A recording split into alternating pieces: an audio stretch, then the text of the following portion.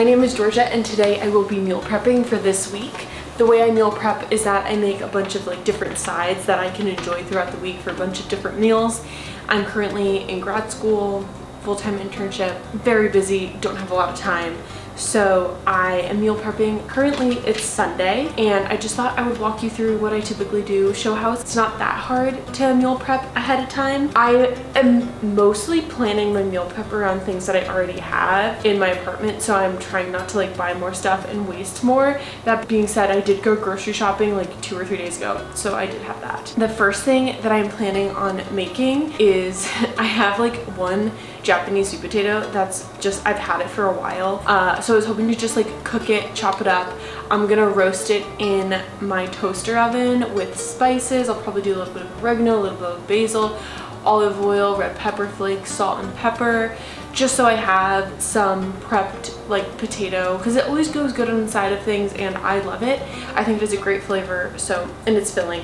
So it's a very just good thing to have on hand, and potatoes tend to take a little bit longer to cook, so it's nice to already have that in advance. The next thing I am cooking is I have a dozen eggs, and I know eggs are so expensive right now, not to brag, but they're about to go bad. I'm not about to go bad, but I bought them a week or two ago. I need to use them, so I'm going to boil all dozen eggs. I know this sounds crazy, I'm doing it with all of the eggs that I have, but I don't really love eggs. I tend to buy them because I'm oh, I should eat them because they're a good source of protein. So I'm gonna boil all of them. Once they're boiled, which by the way, I've finally perfected how to boil them and peel them without it being a pain in the butt. So first of all, you need eggs that aren't brand new, you just got them fresh from the chicken, and then you need to boil them and then peel them underwater and crack them with another egg. And once you find yourself under the membrane, continue to crack it under the water. It helps to create a much more seamless peeling and just a lot better. So I like my eggs a little bit more soft boiled, so I boiled them for about 7 minutes and put them on ice. And then after they're all boiled and peeled, I made a mixture of soy sauce, gochujang, rice vinegar, chili sesame oil, and then I mixed a little bit of water into that, and then I put it over the eggs and then put a little bit more of warm water, boiling water on top of that, so it could just soak and the eggs can soak up the flavor. I found this is a really good way to get eggs that are tasty and delicious, but don't taste too much like eggs, if that makes sense. And I will literally either just snack on the eggs, or I'll put them on top of a salad, or I'll have them on top of rice. Which brings me to the next thing that I made, which was just plain white rice. I made it in my rice cooker. If you watch some of my other videos, you've probably seen this rice cooker a lot. If not, I actually just made a rice cooker meal video. I want to rinse the rice first, make sure the water runs clear, and then you just cook it. And then I will usually just make it and then just put it in the fridge for whenever I want to use it. And then if I tend to have it for a little bit extra time, past this week, I'll make fried rice with it or something. So it's always just great for me to have on hand. So I made about a cup of rice. Yeah, I think it was a cup of rice. So that'll be 2 or 3 meals for me. The next thing that I made was spring rolls. Now I love spring rolls, but I tend to find that the prep for them takes a very long time for the payout that you get. So when I make spring rolls, I usually make a lot of spring rolls. So today I made about 15 and I snacked on one while I was making them. In them, I julienned a bunch of different things. So I julienned some carrots, I julienned some cucumbers, I julienned some pressed baked sriracha tofu.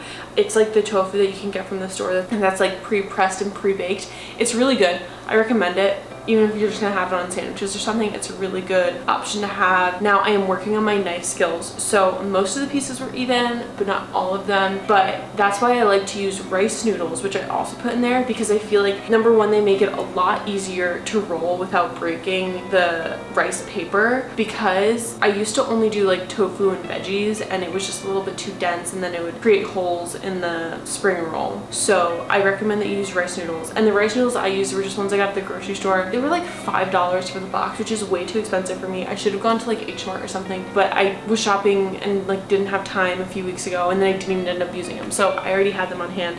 And the ones that I have, you put them in water that was just boiling for like 3 to 5 minutes, and then they're cooked, and then you're supposed to use them right away. So I put mine in ice water and then just took them out bit by bit as I was making them, so all of the noodles didn't get stuck together, because that's happened to me before and it's just a pain in the butt. So I did that. And then I also just have peanut sauce from a few weeks ago that I made in my fridge, and it has sriracha, peanut butter, rice vinegar, I think a little bit of sesame oil, water, and agave. That's how I make my typical peanut sauce, and I usually make that in bulk, so I'll just have it for a week or two before it goes bad. It's always good to have peanut sauce on hand. It's so good.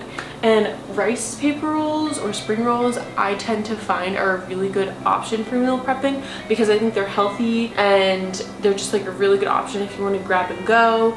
I think they travel well. They store, for me at least, pretty well in the fridge, and they're not too expensive if you don't buy rice noodles that are like $5 a box. The next thing I'm making might sound a little bit weird, but I'm just cutting up some bagels. I did a Too Good To Go order and ended up with almost 30 bagels for $4.99 a few days ago. If you want to know a little bit more about that, I also made a video about that. But I gave about 15 away to my friends, and then I have 15 left here. None of them are cut up or anything, and I'm definitely not going to eat all of them within this week. But I find that when I'm making my lunches in the morning or making my breakfast, I have 5 minutes and I need to cut my bagel. It's a pain in the butt. So I kind of just like went ahead and cut up a few bagels, and then since I was able to plan ahead for how many bagels I would need, I was able to freeze the rest of the bagels so they won't go bad, and then I'll just have them. Now, to have on top of the bagels, I made some tuna salad. I really like tuna salad, but I never make it because I always, for some reason, like forget it exists or forget that I can make it. And I thought it would be a really good thing to have for a sandwich with the bagels during the day. I have cream cheese, but like you can only have so many bagels for breakfast. So obviously I'm not going to be having like the sweet bagels with tuna salad, but I got a lot of like Asiago bagels that will be good with it. The way that I make my tuna salad is I just use 2 cans of light chunk tuna in water. I put that in a bowl, and then I also finely chopped some celery, finely chopped. I finely chopped some carrot, and I finely chopped some red onion, and then I put those 3 into the tuna salad, and then I also put some mayo. The mayo looked a little bit weird because it's vegan mayo. I just had it on hand. I'm not vegan, so I put that in there, and then I mixed that up, and then I also added a little bit of lime juice. Usually I use lemon juice, but I just didn't have any lemon, and I had lime, and honestly, like, it doesn't taste that different, so it's really good. And then I also used garlic powder, pepper. The secret ingredient to the tuna salad that I always make that I think makes or breaks it is celery salt. Even though I already put like celery in it, I don't know, it just gives it like a really good like fresh flavor. So if you're ever looking for a good tuna salad, I recommend celery salt. But yeah, so that's most of the meal prepping that I did today. It was all really easy. I also just bought like a bag of oranges, so like that's grab and go. I bought them like a week ago, but I still have them. So those are grab and go. And then I also bought oat bites from a store like a week ago. They're like the Bobo's oat bites. I'll put a picture of them on the screen somewhere here. And those are also really easy for me to grab and go for breakfast. For coffee in the morning, I have instant coffee, or I have a Keurig and I use like reusable pods, so I don't make plastic. I find that is really easy. And then today, after I meal prepped everything, I made a bowl with like the rice, the potato, the egg, and then extra carrots and cucumbers. And then I put a little bit of Kewpie mayo on it, and it was so good. Honestly, the eggs are so good if you're interested in trying that. But yeah, that is basically all of the meal prep that I did for this upcoming week. Of course, I'm still gonna be eating other things that I didn't prep. However, it's just really nice to have things that I can grab quickly to take on the road, especially with sandwiches. Like even with the bagels that are just like pre-cut, I'm not making extra dishes, and I can just package it and go really quickly. If you want to see a little bit more of what I eat and me actually like packing my lunches, I have a lot of what I eat in a week videos that are like actually during my weeks of classes. Other than that, thank you so much for joining me, and I hope you all have a great day.